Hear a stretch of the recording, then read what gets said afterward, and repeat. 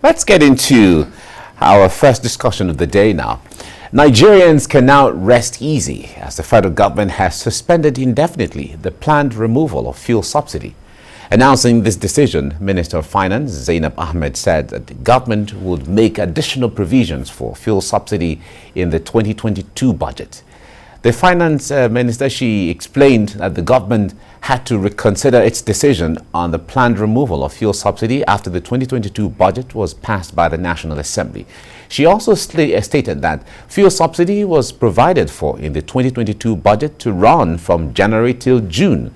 But after consultations with stakeholders and in view of the high inflation and economic hardship, additional provisions will be made beyond the initial period.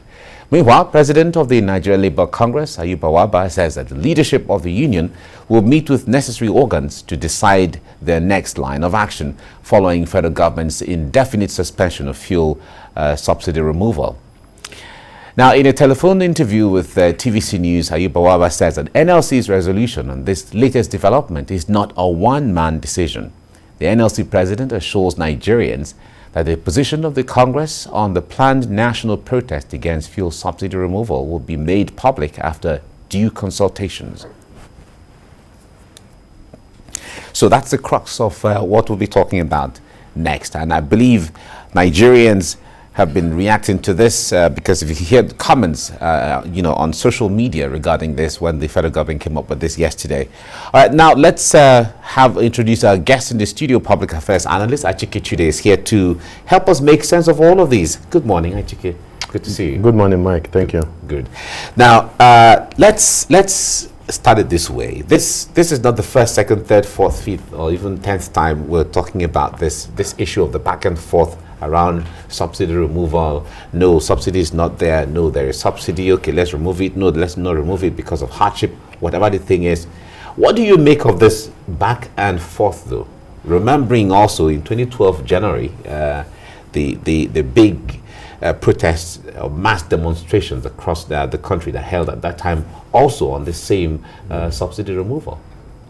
I would say that maybe in the past 3 decades, in the past 30 years, we've had about 15 attempts, to remove the so-called fictitious. Let me just put it this way: fuel subsidy, because the arguments that were first made around 1980 something, I think under the Babangida, was it 86, 87 Babangida administration, are the same arguments. If you go back to the past, go back to all the reasons, all the arguments that have been given, they are still the same arguments that are being made today, exactly the same thing, nothing has changed.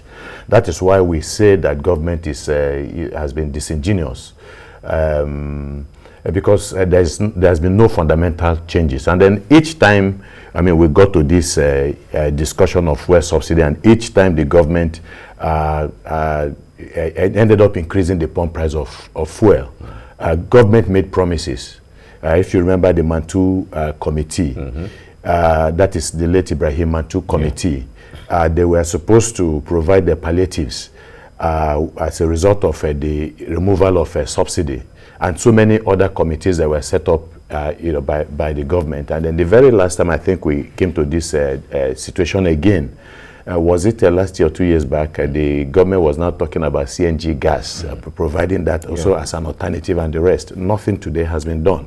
And so if people do not believe the government, there's a basis for not believing the government. That is as simple as that.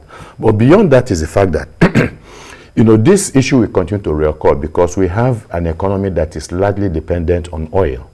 And even though all past governments, including this government, have made statements about the need to not to continue to run a mono economy, but that is what we have consistently seen. And then again, and of course, then again, embarking on the World Bank capitalist policies of deregulation and privatization.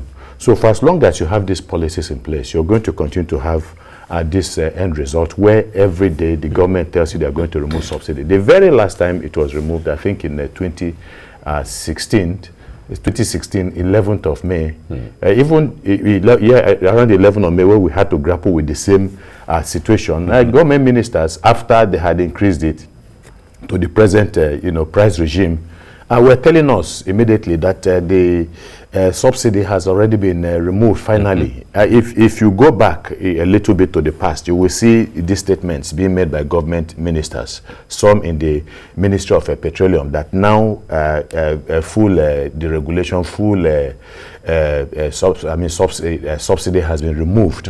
And but subsequently, a few months after that, the same discussion, subsidy the removal discussion, started again. And you can see why Nigerians do not believe the government. There was even a time the vice president was quoted as saying that no, the government is not paying subsidy. It is NNPC that is paying subsidy.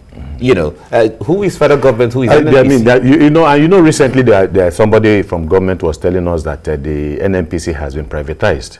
So if NNPC has been privatized, we want to know the private owners of the NNPC, because we all know that the NNPC is still a government agency. So you see, it is this, falsehoods and these lies, and the false statements from the government that keeps on giving people the impression that there is something unwholesome going on, in government. All right, now let's look at it this way. This almighty subsidy that we often talk about, everybody, it seems everything relies on this subsidy. Why is it so challenging to sit on the table, excuse me, and talk with the people, whether it is NLC or TUC or the people or Nigerians, whatever that stakeholder is, to what is the way forward for this issue? Why is it so challenging to sit on the table, discuss this issue and get it over? The government knows the solution to the problem, and the people also have an idea, and they have told the government over the years what the solution should be, which the government has actually acknowledged but has refused to do that. Of course, for as long as the economy of this country, our foreign exchange regime is subject to the vagaries of the international market, you're also going to have some distortions, that bring about this kind of discussion. But I mean, we're supposed to have the government told us they are going to resolve that issue. And how do you resolve it? It is simple. Build refineries. Simple. Once you build refineries, we don't need to also, currency will no longer be subjected to these vagaries I'm talking about the international financial system. And so you're not going to be talking about subsidizing, because these things are wholly, refined in Nigeria. That is one. So build refineries, fix the old refineries and all that. And then, but again, you should know that when the government came into place, like I said, they had duly acknowledged the problems and they said we are going to resolve it. The president himself, first of all, the old, argument by even the president himself that there is nothing like subsidy in the very first place. That is all about, it's all a fraud. This is what our president told us. And that we should not listen to those people talking about subsidy regimes in the country. He said it. And then even certain elements of the All People's Congress were also shouting in 2012, really, that there was also nothing. I tallied with the position of civil society then, that there was nothing like subsidy, that it's all a scam. And then they come in and then they have increased the pump price of fuel more than any other government, in history. They moved it from, I think, was it 100 and about 85 naira 50 kobo to around 145 naira when they came in 2016. And so these are some of with the promise that a lot of things would have been done from infrastructure to, So, and don't also forget that when they came in adherence to that promise that they had made to Nigerians, every single month they were giving us a timeline for the completion of the refineries, because according to them, TAMs, turnaround maintenance works have started in all of the refineries. So I remember the Minister of State for Petroleum, Ibe Kachuku, every single month giving us a breakdown of the percentage completion stage of each of the refineries. Maybe Warri Refinery today 20%, Port Harcourt Refinery 30%, Kaduna Refinery maybe 50%, and all of that. And they were doing that meticulously for about 6 months, and all of a sudden stopped. Money's gone down the drain. Nothing happening in the refineries. Only for us to hear years later that so much money has been expended by each of these refineries, running to billions of naira, with some of them not even delivering 1 liter of refined product. So, what can be responsible for that? Massive corruption, massive looting. This is what has been responsible. So, if they had wanted to stop this, and besides, don't forget that so many refineries, licenses were given for refineries to be built in this country. How many of them have been operational? How many of them are contributing to the refining of petroleum products in the country? So, what you are having is failure of government in this country, and not just this administration, even previous administration, but especially this administration that talked so much about what they were going to do and has, been little in delivery. And so you have a situation where we are where we are because government has failed to do what government is supposed to do. The almighty Dangote refinery that everyone is, even including government, because from comments from government officials, it looks like everybody is the waiting, the Messiah has come in the name of Dangote refinery. What's different? We must also not forget the strict provision of the Nigerian Constitution. I think Chapter 2 of the Constitution, that the commanding heights of the Nigerian economy must not be, left in the hands of few individuals. That is a fundamental constitutional, recommendation, which a lot of, past Nigerian governments have obeyed in the breach, because it is dangerous for you to put the entire economy of a nation in the hands of a very few people. The Constitution was very explicit about that. And of course, the issue of Dangote refinery is also one of those situations where the commanding heights of the Nigerian economy have been put in the hands of one man in clear violation of the constitution of this country. And so of course there's also a contradiction even from that perspective, because you have a situation where where the government keeps on saying that government has no business in business, and as a result of that, virtually every public infrastructure, every public enterprise belonging to the people was privatized, given to cronies from what we have seen of government. That was why the BPE told us some years back that only 10% of privatized public enterprises are working at optimal level. That is about 5 years ago. Perhaps those ones have even collapsed completely. So we have gotten nothing from the privatization exercise that the government has, embarked upon.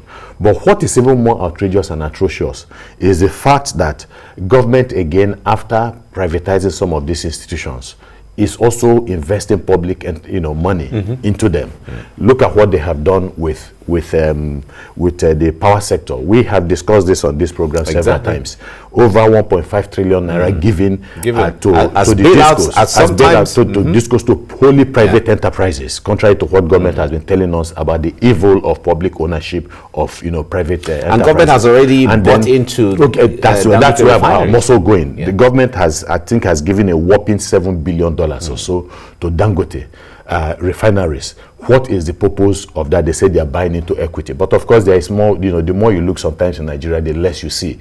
And then monies that are being given to banks, even while ASO was struggling for money to maintain, public, tertiary institutions. Same thing with, airlines and all that. So you see a lot of hypocrisy, a lot of contradiction with what the government is doing. But like I said, this is a policy of privatization and the regulation that the government has been, pushing so strenuously. But the reality is that you need thinkers in government. You need people who are committed. You need patriots who will sit down and say, look, this model has not worked and cannot work. Over the years, we have seen it. This capitalist model we're operating cannot work. Can we think outside of the box? Is there a way we can begin? Even look at what they are trying to do with what they have done with even the NLNG has been a non-mitigated success. You have government equity in the NLNG project. It does not belong to the foreign partners, interest partners. The entire NLNG process. Government still has ownership of that, but government is also, as a result of the equity participation of government, is also making so much money from that process. Why is it that even the hotels that were built by the government in the first instance, why is it that even if you had to bring in people to manage it, all of these things remain under the ownership of the Nigerian state, of the Nigerian people, while the government makes profit from it? So how can anybody now get up and tell us that government has no business in business? The business of government is to generate revenue for the people, and then you don't kill the people in order to do that. So if the rich, for instance, want to continue to enjoy the benefits of a sound government investment, for instance, in hotels and some other areas and so on, let them pay for it. Let the government make money and let the government use this money for the people. Subsidy is not an evil, because when you talk about subsidy, for people who do not understand the dynamics of subsidy, they tend to have the impression that this is one great evil that has befallen Nigeria. most countries of the world today are subsidizing their citizens. This is the responsibility, this is the duty of government to make sure that the lives of their people are better. They subsidize education. Go to places like Canada, go to Britain. They subsidize steel products. Go to France. Go to and then agricultural product in the United States. This is what governments do. You protect the people, because in doing that you're providing for jobs for the people and providing for a better life for the people. But in Nigeria, one of the major things that we have that has been a blessing to this country has become a curse. Not because that in itself is a cause, but because the managers of the economy, the managers of our country, have decided not to properly manage the Nigerian state the way it should be managed. And as a result, when they have run into problems as a result of the looting and the corruption that is going on, the inefficiency and incompetence that is going on in government, the only way they can recover money is to visit their wrath on the Nigerian people. The PIA has been signed into law, and in the provisions of the PIA, subsidy as it is not supposed to be. It's been taken care of by the reason of the fact that NNPC has been either privatized or commercialized, whatever the thing is, whatever nomenclature it takes. But now that the government wants to go ahead with subsidy, how do we make sense of what's the PI, because we expect that the PI has been signed into law, so it takes off immediately. Yeah, but again, if just like we are being told, even from by government officials, that the provision has already been made in the budget, in 2022 budget, at least till June, for subsidy, then the PIA becomes, at least for that period of time, also becomes a nullity, because this is a constitutional matter. Laws, it's a law. It has been made for that purpose, and so, but beyond that is that even if we are not even quarreling about that, but we're saying, okay, no wahala, you have set up refineries, allow economic dynamics to play out, allow they build new refineries, and then again the ones you have given licenses for, let them come on stream, take off. And then the economies of scale will kick in, and then perhaps as they make these arguments, drive down the prices of even the petroleum products. So the PIA doesn't interfere with the building of new refineries. It doesn't by the government or the repair of the other of the old or the existing refineries. I think it is about, like I said, it is a lack of political will by the political leadership of this country. Right. It is as a result of the lack of patriotism and commitment to the Nigerian state and Nigerian people by its political leaders. This is why, and then of course the lack of a sense of vision, an ambition on behalf of the Nigerian people. That is why every single year, every 6 months, they are talking about the subsidy regime. All right, we have to leave it here now, and now that the government has decided to backtrack on this issue of removal of subsidy, we wait to see how the days ahead and weeks ahead will play. Thank you so much, Achike Chude, for coming on the program. It's always a pleasure. Thank you. Yeah. Great.